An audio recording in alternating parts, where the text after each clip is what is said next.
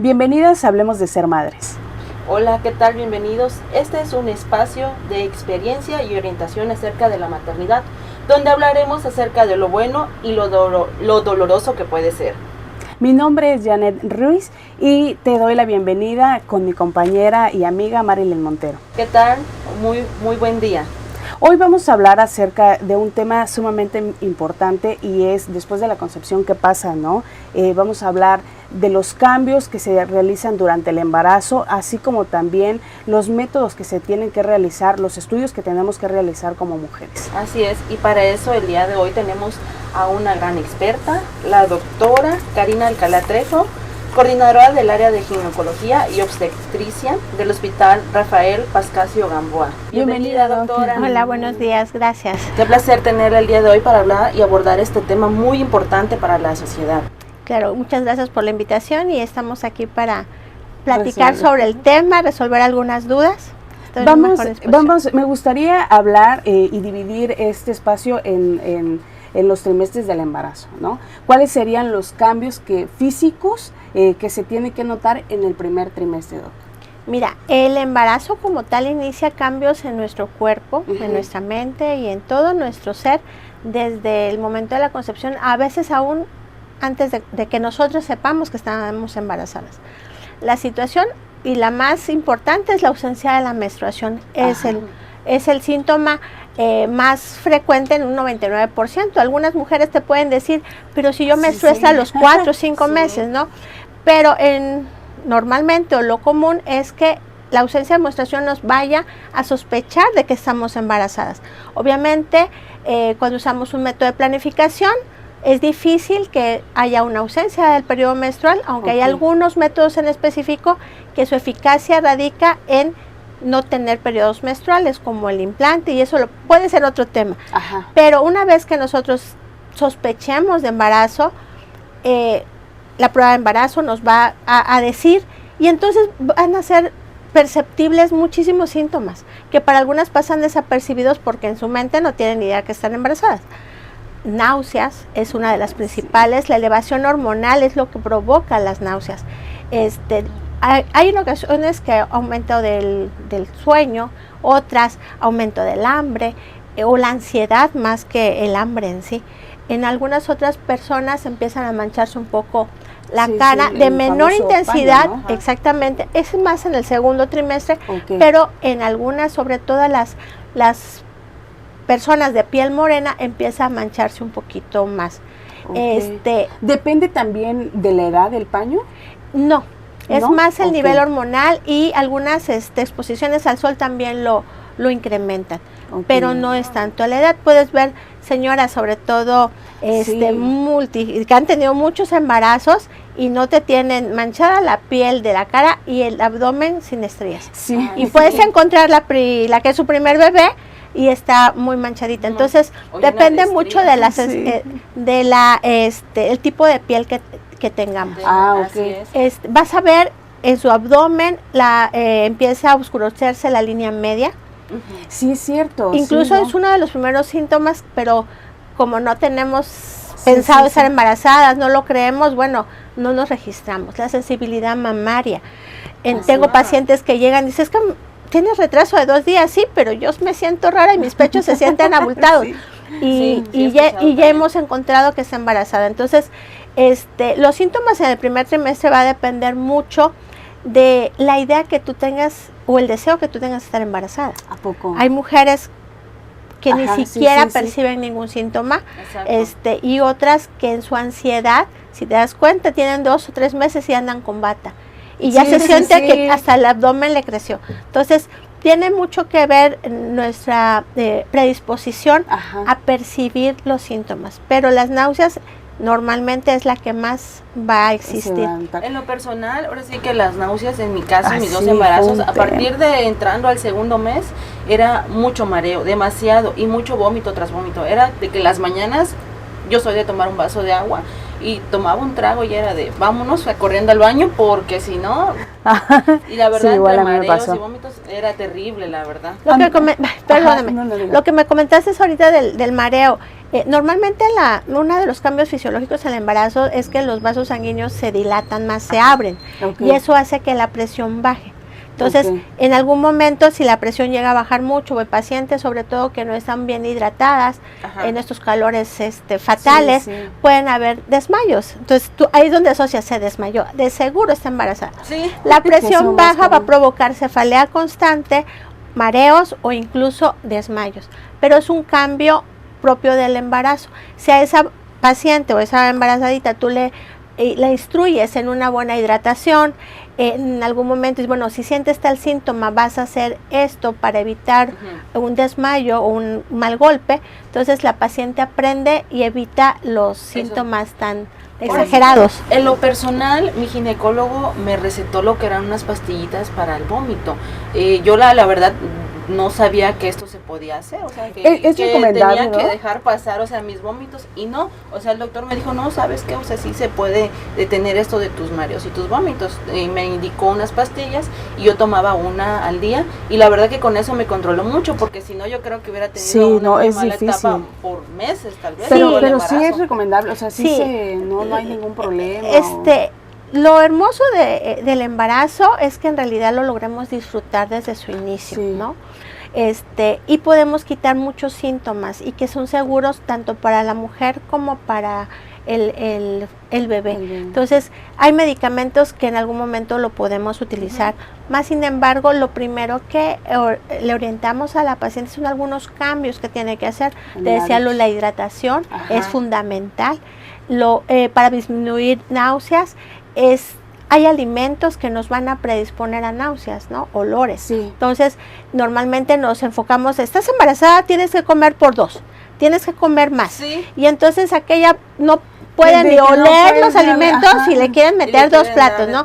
Entonces, entender que en el primer trimestre muchas de las embarazadas pueden bajar un poquito de peso y no nos angustiemos. Mientras ella esté ingiriendo frutas, hidratada es suficiente en el periodo de mayor náuseas. Más sin embargo, hay alimentos que lo van a predisponer, como los caldos, los alimentos copiosos, o sea, abundantes, lo dulce. Entonces, a ellas se les recomienda, cuando están muy nauseosas, que sean alimentos secos, por porciones pequeñas, poquito, y en algún momento se habla de salados. No hablamos de salados, se le va a subir la presión. No, estamos hablando de alimentos con un poquito de sal que tenga sabor para disminuir esas náuseas. A mí me recomendaban comerme una galleta salada al momento de levantarme. Sí, porque era seco y era salado.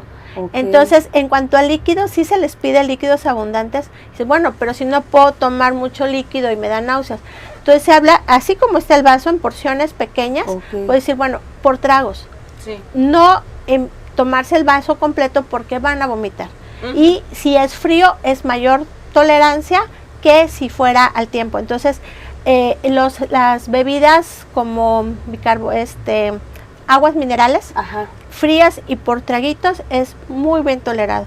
Si después de todos estos cambios la persona sigue con muchas náuseas y que estropea su actividad diaria, sobre todo las madres trabajadoras, entonces a ellas les agregas medicamento, o están con mucho vómito, no vamos les agregas medicamento. Pero si con las medidas generales hacer los cambios es suficiente, evitamos a mí me pasó que alimentos que a mí me gustaban dejaron de gustarme. Yo soy amante, me gusta mucho la cebolla, y recuerdo un día que estaba cortando y no me aguanté. O los tacos, a mí me encantan. Y pasaba haciendo una taquería y era de que no, mira. Ajá, y de que no, o sea, como que el olfato se agudiza. ¿no? O sea, sientes hasta olores que no percibes en el ambiente. Una amiga estaba embarazada y llegó y decía, huele a, no recuerdo qué aroma, y nosotros... No, sí, es que ella como que alguien, y dije, o sea, sí agudiza el olfato. Sí, el olfato cambia también la agudeza visual. En algún momento mejora por momentos, no es para dejar de usar los lentes, pero sí hacen que no enfoquen al igual que antes del embarazo. Ahí también entra en el primer trimestre, porque a mí me pasaba, o no sé si era parte del embarazo, pero que se me olvidaban las cosas. de decir... y no solo en el primero. Eso ya me quedé. Yo creo que me voy a tratar porque todavía no regresa. No, sí hay cambios. Pierdes conforme crece el embarazo, no solamente por la situación del volumen abdominal, Ajá. sino van perdiendo algunas habilidades de movimiento, equilibrio, y en algún momento el olvido no es tanto que en automático olvidemos, ¿no? Ajá, sí, sino que pues empiezas a priorizar algunas cosas y darle importancia, quitarle importancia a otras, ¿no? Pero sí han visto que hay cambios a nivel cerebral que nos van haciendo un poquito más reflexivas. O sea, es un cambio. Sí, si te das totalmente. cuenta, tú antes del embarazo, no sé cuántos hijos tengas, pero es completamente diferente a lo de ahorita. ¿Qué es importante, qué no es importante? ¿A qué le voy a dedicar más tiempo? Sí, o cómo le voy a hacer, ¿no? Empiezan como las dudas de que dónde voy a tener al bebé, cómo le voy a hacer cuando nazca, todas esas Sí, y cuestiones eso hace que las distraiga. Así es. Ahora bien, doctora, ¿nos puede comentar acerca de cuánto tenemos que aumentar de peso durante lo que es la etapa del embarazo o por las etapas que se conllevan? Ese tema que abriste, la verdad, es muy importante. Mencionamos hace rato, la tradición es de que sube de peso, come lo que quieras, come por dos, los antojos. Sí. La realidad es que nada de eso es cierto. Desafortunadamente, México tiene uno de los principales lugares en diabetes. Incluso desde niños tenemos el segundo y en adultos el primero. Entonces, aquí la situación es, los bebés que nosotros vamos formando, podemos irlo predisponiendo genéticamente a enfermedades en la adultez. Entonces, ¿cómo yo puedo programar a mi bebé para ser diabético? Pues come lo que quieras y lo vas a lograr. ¿Qué pasa? Si yo empiezo el embarazo con un peso normal para mi talla, no es si yo me vea flaco o gorda, no es cuánto mido, cuánto peso y sacamos el índice de masa corporal. En base a eso podemos definir, esa paciente tiene derecho a subir 12 kilos. Yo ya empecé mi embarazo con sobrepeso, tengo un índice de masa corporal de 27. Bueno, tú tienes derecho a subir 10. Yo ya tengo obesidad, tengo un índice de masa corporal de 29, 30. Bueno, tú tienes derecho a subir 8. Y así nos vamos, o tú estás en desnutrición, ¿no? Entonces, ¿sabes qué? Contigo vamos a trabajar una dieta especial y aunque no puedes subir lo que quieres, tú eres muy delgada, pero no quiere decir que puedes subir lo que quieres, contigo en base al índice de masa corporal puedes subir 14, por ejemplo. Pero cuando hablamos en promedio, si tú me dices casi es muy rara la paciente que tenga un índice de masa corporal ideal, la gran mayoría estamos en sobrepeso, entonces hablamos de un promedio de 8 a 10 kilos. Bueno, entonces 1 kilo por mes, no. Resulta que en los primeros 3 meses no deberíamos de incrementar prácticamente nada, ¿no? Porque a partir de ahí va a haber un incremento que no va a ser tan fácil decir, bueno, este mes solo 1 kilo. Van a haber semanas en la parte final del embarazo que en una semana me pueden subir 1 kilo.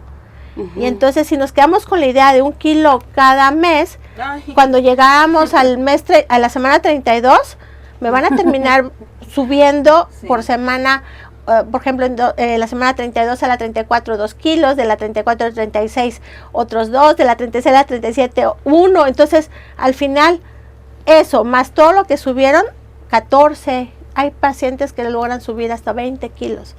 Entonces eso hace, déjate para bajarte. Difícil bajar. Luego hablar de esto, o sea, es también tu salud, la salud del niño, y ya hablando de manera inmediata, de un tiempo inmediato, es cómo repercute en tu parto. Definitivamente, entre más incrementamos de peso, se ha visto que hay mayor riesgo de complicaciones en esa persona. Entonces, normalmente si tú me dices, bueno, es que aumenté 20 kilos, es una dieta muy mala, sobre todo, ¿qué le metemos? Harinas, azúcares, ¿no? Entonces, todo lo que comemos, a excepción de las carnes y algunas semillas, pero todo lo que comemos se transforma en azúcar. Entonces tu cuerpo empieza a tratar de equilibrar tu valor de azúcar, produciendo mayor insulina, ¿no?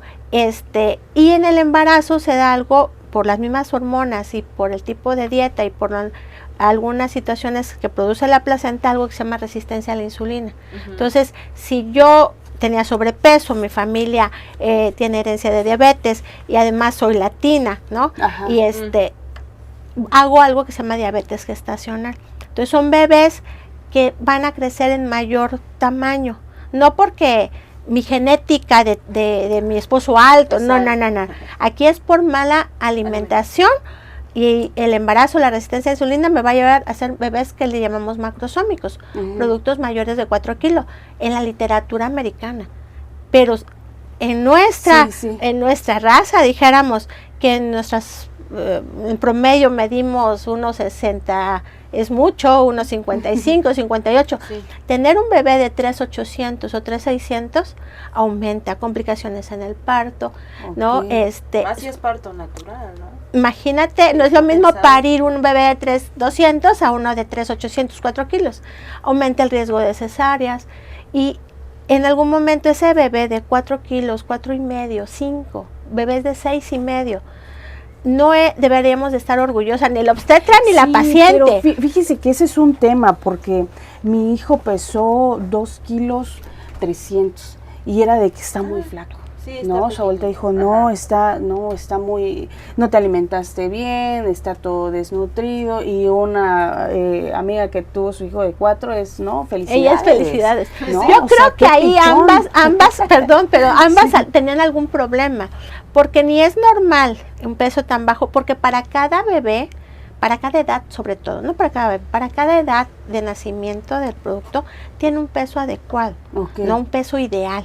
Entonces, si tú me dijeras peso 2,300, pero el bebé nació de 36 semanas, podemos hablar, tiene un peso adecuado. Pero si el bebé nació de 40 semanas con 2,300, te puedo decir, creo que algo estuvo mal ahí, pero no siempre es tu nutrición.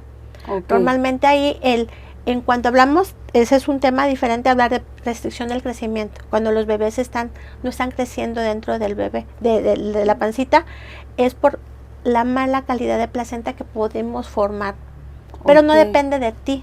Bien. Es una situación genética que en algún momento se tuvo que haber tratado al inicio del embarazo. Pero el que nuestros bebés pesen más de 4 kilos, ese sí es situación nuestra. Esa no es de la placenta, ese es de la boca. El tema, la importancia, quiero hablar de la presión, del cuidado, porque lo comentábamos en el programa anterior. Cuando yo acudí a un centro de salud, ahí fue la primera vez que me tomaron la presión y me mostraron cuál era la importancia de mantener una buena presión.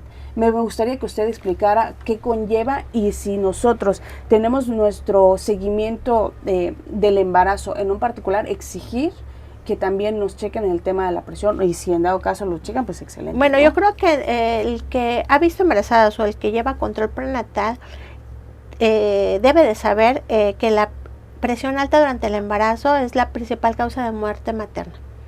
Al menos en México y en Chiapas se siguen peleando el primer lugar, hemorragia y hipertensión en el embarazo. Que la presión alta en el embarazo de la persona que no se conocía con presión alta previa al embarazo se llama preeclampsia. Normalmente el diagnóstico en sí está dado a partir de la semana 20 de embarazo. Entonces, presión alta antes de la semana 20 de embarazo normalmente es una persona con hipertensión crónica que no se conocía hipertensa, ¿no? Pero después de la semana 20 es preeclampsia. ¿Qué pasa con la preeclampsia y el embarazo? El origen de la presión alta en el embarazo es la placenta. O sea que su cura es sacar a la placenta. Oye, mi embarazo tiene 24 semanas, ¿no? Entonces, es ahí la problemática. ¿Podemos hacer medidas para evitarlo? Sí. Uno, mencionábamos el que no incremente mucho de peso, ¿no? Hay cosas que no podemos quitar, como cuáles. La invasión placentaria que te comentaba hace rato, es algo que no depende de mí. Pero si tu médico, estás empezando el embarazo en el primer trimestre y tu médico te manda a hacer los estudios adecuados, que es valoración de la circulación placentaria antes de la semana 16, y si sale alterado, mira, esa paciente es su primer embarazo, está gordita, en algún momento tiene mala invasión placentaria, a esa paciente le puedo dar algo que se llama medidas profilácticas, como cuál es el uso de aspirina a dosis baja de 100 a 150 diario a partir de que hicimos ese diagnóstico, normalmente la semana 13, 14. Esa paciente con el uso de aspirina, algunos hablan de complementarlo con calcio, nos va a ayudar a la buena invasión o mejorar la circulación de la placenta y entonces nos va a disminuir la posibilidad de presión alta durante el embarazo hasta la semana 34. Okay. Entonces la presión alta del embarazo no es algo que empieza hasta la semana 30, sino fueron alteraciones que empezaron desde el inicio. Entonces esa mujer, yo ya sé que tengo factor de riesgo, entonces ¿qué? Voy a disminuir la ingesta calórica para no subir tanto de peso, voy a hacer ejercicio, voy a tomar mi medicamento, y en esa paciente muy seguramente no me va a hacer ninguna alteración y no voy a tener que sacar a su bebé prematuro porque se le subió mucho la presión. Pero existe otro estadio que es después de la semana 34. Eso no lo puedo evitar, pero sí lo puedo detectar lo más pronto posible. Entonces, en cada control prenatal, la medición de la presión tiene que ir, o sea, no de cajón. Es peso y presión. ¿Por qué? Porque resulta que, yo estoy bien, pero no se dan cuenta que el mes pasado pesaste 3 kilos menos. Sí, sí. ¿No? Entonces ahí no estamos o la presión, bien. Porque incluso en manera personal mi cesárea fue porque tenía la presión alta y yo me sentía normal. O sea, sí, incluso hasta me recuerdo que la enfermera apagaba y encendía su para ver si estaba equivocada. Porque me decía, ¿te duele la cabeza? Le dije, no, normal, y pues fue de urgencia, te tienes que hacer. Sí, muchas pacientes incluso llegan a convulsionar y le tomas la presión y está dentro de lo normal y dices, bueno, ¿cómo convulsionó? Lo normal para mí no es lo mismo la presión normal para ti. Sí, sí. Entonces puede ser que mi presión para mí... para hablar de preeclampsia hablamos de cifras, se llama sistólica y diastólica. La primera es de 140 y la segunda es de 90 para pensar en la paciente de preeclampsia. Más sin embargo, si yo le llevé control prenatal desde el inicio y yo sé que mi presión es de 160, por ejemplo, 90-60, ¿no? Y de repente yo ya tengo 130-80, no cumplo quizás con la definición literal, pero mi presión no es la habitual, no es la que yo manejo. Entonces esa paciente alerta, tal vez no llego al diagnóstico estrictamente hablando, pero sí tengo que complementar con estudios, qué está pasando con esta mujer y darme cuenta antes de que tenga un síntoma o antes que me llegue con una convulsión. Entonces eso es importante. En casita, ¿qué podrían ser los signos de alarma? Mucho va a depender, te decía yo, de la etapa del embarazo. Definitivamente en una embarazada en general no deberíamos de tener cefaleas, dolor de cabeza. Si hay mucho dolor de cabeza constante, definitivamente tiene que externarlo. Puede ser el calor, sí, pero yo necesito descartar que no sea otra cosa. Mareos, náuseas, bueno, pero está en el primer trimestre, lo puedo considerar quizás normal. Pero está en la semana 24, 28 y sigue vomitando, eso ya no es normal, no es propio del embarazo. O sigue mareándose, no es propio del embarazo ya en esa etapa. Que me está saliendo agua a través de vagina. Y pudieras decir, pues claro, es obvio que eso no es normal. Tenemos pacientes que llegan después de 4 o 5 días de estarle saliendo líquido. Y es que como no sabía si era normal o no, yo creo que todo lo que no ha pasado al inicio... Inmediatamente hay que reportarlo. Sí, exactamente. ¿No? Aunque te digan, no es nada, no pasa nada, tú tienes que reportar si sale líquido. Flujo vaginal. Estamos tan acostumbrados a veces, es un flujito, es normal. Y a ver, platícame qué es el normal, ¿no? Porque lo normal es que solamente sea en el periodo de ovulación. Y entonces empiezas a preguntar y resulta que de normal no tiene nada. Dice, bueno, pero el flujo vaginal es un dato de alarma. Claro que sí, me puede predisponer a amenazas de parto prematuro, incluso algunas a ruptura de membrana. Entonces, son síntomas que no es para salir corriendo ahorita inmediatamente, pero se tiene que atender. Sangrado. El sangrado no es normal en el embarazo, sea poquito o sea mucho menos si es abundante, ¿no? Pero si tienen sangradito, a cualquier etapa del embarazo deben de acudir a su médico de confianza o en la clínica más cercana, dependiendo la cantidad de sangrado que hubiera. La verdad, la vez que fui mamá primeriza, ahora sí que como mamá primeriza, todo le reportaba al doctor, y no sé qué me dio una madrugada, y que según yo no sentía que se movía, y le digo a mi esposo, no se mueve, háblale al ginecólogo, y le marcamos, ¿no? Y dice, señora, ¿qué pasó? No, le digo, es que no se mueve. Ay, señora, ¿qué hace usted a las 4 de la mañana a dormir? Su bebé está durmiendo, mire. Y si quiere usted salir de duda, si algo pasa, no se preocupe, ahorita tómese un vasito de leche con azúcar y acuéstese de lado, no recuerdo qué lado me dijo. Izquierdo. Y se empieza a mover, o si ve que de plano no se mueve, me habla, nos vemos para checarla y valorarla.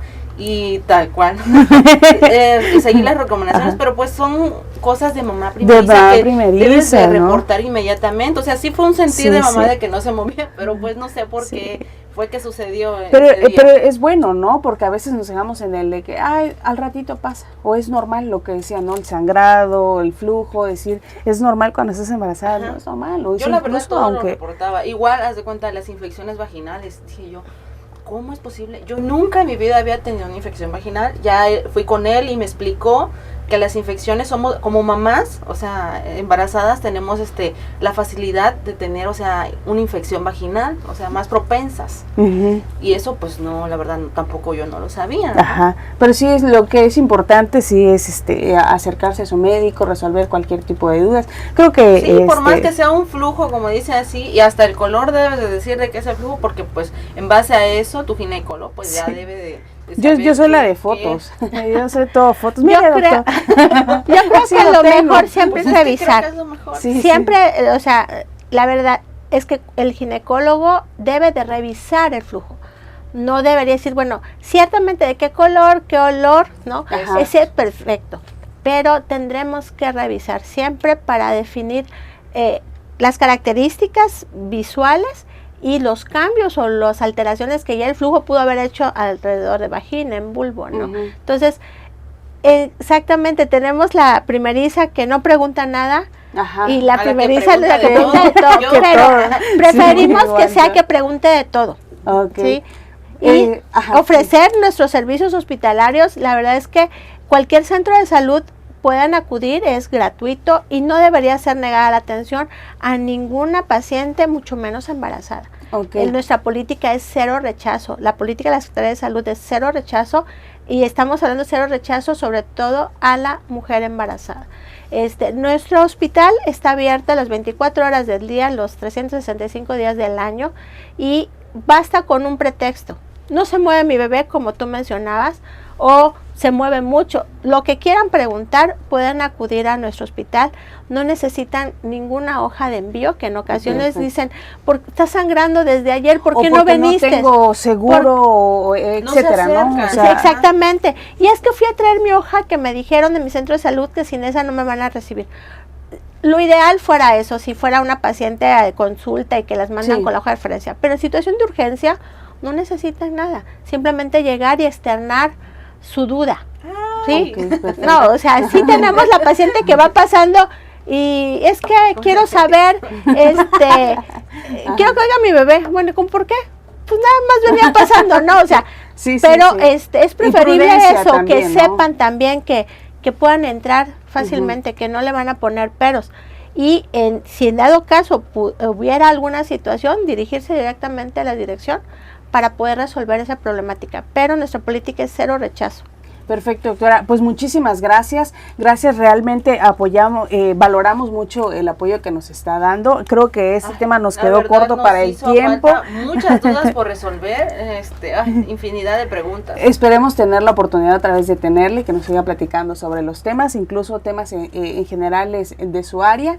Y le agradecemos mucho que nos estén siguiendo todavía y que nos estén acompañando. Gracias, Doc. Claro, te lo agradezco por la invitación y cualquier duda que quieran resolver, estamos a su disposición. Gracias, Marilyn, gracias también por acompañarme en otro episodio más. Agradecemos al periódico El 7 de Chiapas por la oportunidad que nos está dando y nos vemos en un episodio más.